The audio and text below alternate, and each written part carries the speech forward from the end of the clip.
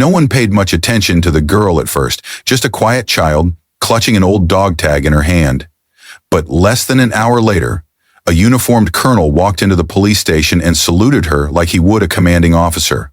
No one understood what was happening, but from that moment on, no one in the room could sit still. Welcome to NT, where everyday kindness becomes unforgettable. Let's begin this journey together. It was just before 10 a.m. when Eliza Ward, a quiet 9-year-old girl, walked into the Southbridge Police Department holding her mother's hand.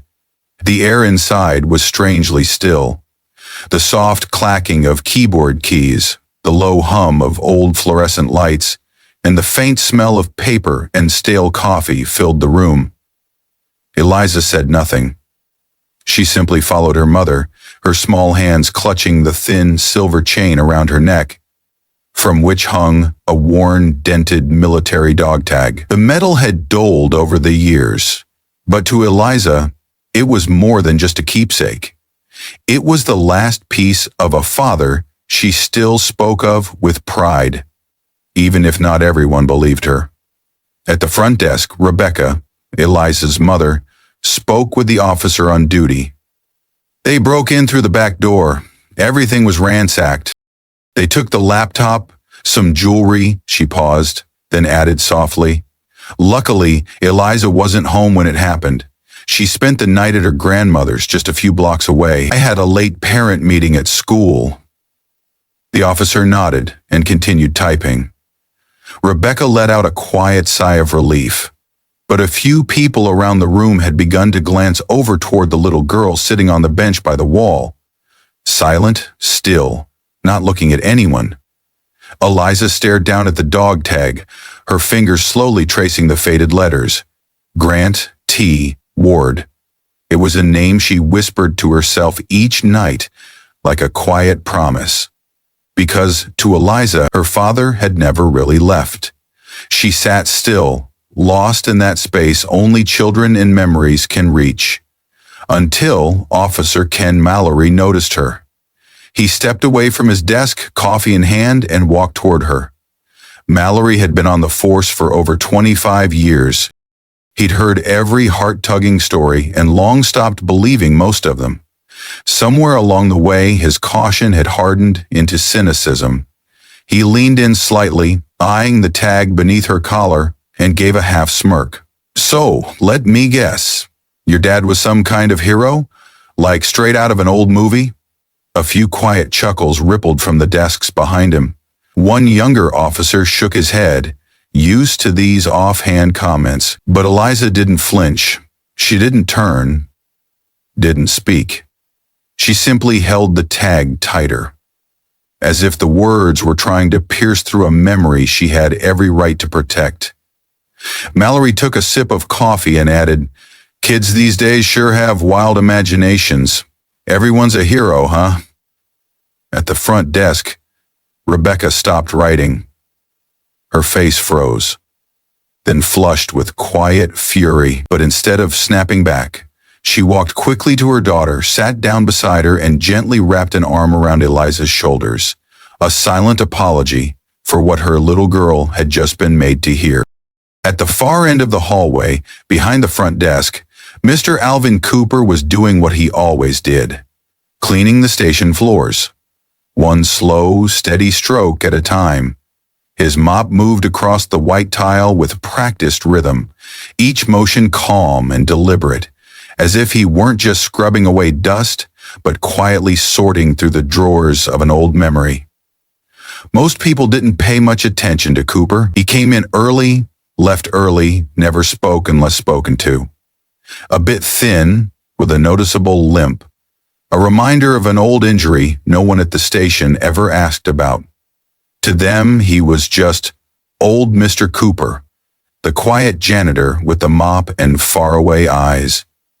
But that morning, as he worked near the waiting area, he caught a few sharp words between Officer Mallory and the young girl who had just arrived, of mocking tone, then some light chuckles behind him. He looked up, frowning slightly. When his eyes drifted to the dog tag peeking from beneath the girl's collar, he saw the name. If only for a moment, Grant T. Ward. Cooper froze.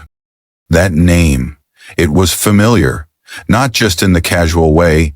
No, it stirred something deeper, like a name spoken on a battlefield long ago, carried in the dirt and smoke of a place most people would never visit, except in nightmares. He couldn't be sure. Maybe it was coincidence, maybe just a common name. But the weight in his chest said otherwise. Without a word, Cooper leaned his mop against the wall, reached into his shirt pocket, and pulled out an old flip phone. Scratched, slow, but still working. No one noticed as he quietly slipped out the side exit. "This is Cooper. I'm at Southbridge Precinct. I just saw a name. Could be important. Ward. Grant T. Ward. Sounds familiar." Back inside, Rebecca had just finished her statement and was gathering her things when the main doors of the station swung open with a loud, deliberate sound. Everyone in the room turned. A man stepped in, wearing a crisp military uniform, his shoulders squared, his expression composed but intense. The tap of his boots on the tiled floor echoed with every step, and the room seemed to hold its breath. He didn't speak to the front desk. He didn't greet any of the officers. He simply walked forward, stopping in the center of the room, and turned toward where Rebecca and Eliza were standing.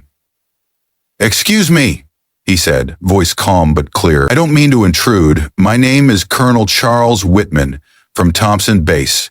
A few minutes ago, I received a call from someone here. He mentioned a young girl had come in carrying a dog tag with the name Grant T. Ward on it." Rebecca froze. Eliza looked up, her eyes wide. "I once served alongside a man named Ward nearly 15 years ago," the colonel continued. "And if it's the same man, he was my direct commanding officer. But it could be a coincidence. I came here to find out and to pay my respects if it really is him." Rebecca nodded slowly, her expression a mix of surprise and something deeper. Quiet emotion rising to the surface.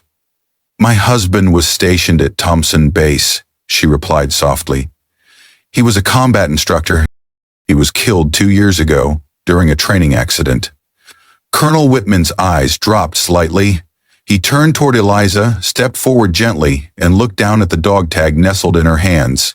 Then, without a word, he raised his right hand and saluted, crisp, firm, and full of solemn respect. When he lowered his hand, the silence in the room remained. He turned to Rebecca again, and his voice grew heavier, as if carrying the weight of long-buried memories. "If that's the same Grant Ward I knew, then I owe him everything, my entire career, even my life." Rebecca stood still, moved but quiet. Eliza, meanwhile, stared at this man in uniform, as if she were hearing about her father for the very first time. Not as a memory or a story, but as someone deeply respected by those who knew him. Colonel Whitman reached into the inside pocket of his uniform and pulled out a small envelope. From it, he gently unfolded an old, slightly creased photograph and placed it on the bench beside Eliza. "This was our advanced training class at Thompson in 2010. Every man in this photo trained under Sergeant Ward. I'm second from the left, back row. And this man here," he pointed to the figure at the center of the formation, standing just a bit forward, shoulders squared, gaze locked on the camera. "That's your father." It wasn't a glamorous photo. Just a group of young soldiers, sweat on their brows, sunlight casting shadows over tired faces. But in the center, Grant Ward's presence stood out, calm, solid, needing no caption. "He didn't just teach me how to shoot or fight," Whitman added. "One time, he carried an injured cadet half a mile across rough terrain just so no one would be left behind." Eliza couldn't take her eyes off the photo. Slowly, her tiny hand reached out and rested gently on her father's image, her palm trembling slightly, as if she could still feel some trace of warmth left behind in the folds of the aging paper. "My dad didn't need to stand out," Eliza whispered. "I think being trusted was enough for him." Colonel Whitman smiled, a soft shimmer of emotion touching his eyes. The Southbridge Police Department remained silent. No one moved. A few younger officers slowly stood and removed their hats. As for Officer Mallory, he sat frozen at his desk, pen still in hand but unable to write a single word. His eyes locked on the training photo resting on the bench. The face of the man he had once mocked, now staring back at him with quiet authority. Then the door to the captain's office opened. Captain Helen Monroe stepped out. Her posture was upright, her uniform crisp, her hair neatly tied back. Her expression was firm but not cold. She didn't speak right away. Instead, she took a moment to scan the room. Eliza holding tight to her father's dog tag, Rebecca seated quietly beside her, and Colonel Whitman standing tall, like a living monument, in the center of the room. "I've been reviewing the security footage from my office," she said, her voice calm and measured, "and I believe there are a few things that need to be said out loud." All eyes turned to her. Sergeant Grant Ward wasn't just a good soldier. He was a standard, a foundation, a man who helped shape some of the highest-ranking officers serving today. She turned her gaze directly to Mallory. "And you mocked his daughter." In front of everyone. Whether her story was true or not, the first thing anyone wearing this badge should do is listen. With respect. Mallory lowered his head. He said nothing. No defense, no excuses. Captain Monroe looked back at Eliza and softened her tone. "You taught us something today, young lady, that sometimes quiet strength speaks louder than 100 loud voices." Eliza didn't understand every word, but she could feel the sincerity in the captain's eyes. A month later, in the main lobby of the Southbridge precinct, a small memorial was set up. It wasn't elaborate, just a single, empty wooden chair placed beside the department's wall of honor, where photos of distinguished officers were proudly displayed. Hanging from the backrest of the chair was a worn military dog tag, suspended by a simple silver chain. When the sunlight streamed through the high windows just right, the inscription engraved on the back shimmered softly. "For those who stayed silent, but made others stand taller." That day, Eliza wore a light blue dress and her hair was tied back neatly with an old ribbon, one that used to belong to her father. She walked slowly toward the wooden chair, still holding her own dog tag, and stopped in front of the newest photo on the wall. Sergeant Grant T. Ward, in his training uniform, his eyes as sharp as a battlefield wind. Behind her stood a long line of officers and newly recruited cadets. No one spoke. They stood at attention. Some had never met Sergeant Ward, some had only heard his story. But in that moment, all of them stood just a little taller. Captain Monroe stepped up to the podium. Her voice rang clear. "From this day forward, every graduating cadet will read Sergeant Ward's service record before they take the oath. Not because of his rank, not because of his medals, but because of how he lived and the way his silence left an unforgettable mark." Eliza looked up. Her eyes shimmered, but there was pride in them too. "My dad didn't have to say much," she said quietly. "People stood up when they heard his name. No one added a word. And long after that ceremony ended, the empty chair remained. It was never moved, never tucked away. It became a quiet part of the station's memory, and the very first lesson every new recruit learned without a textbook.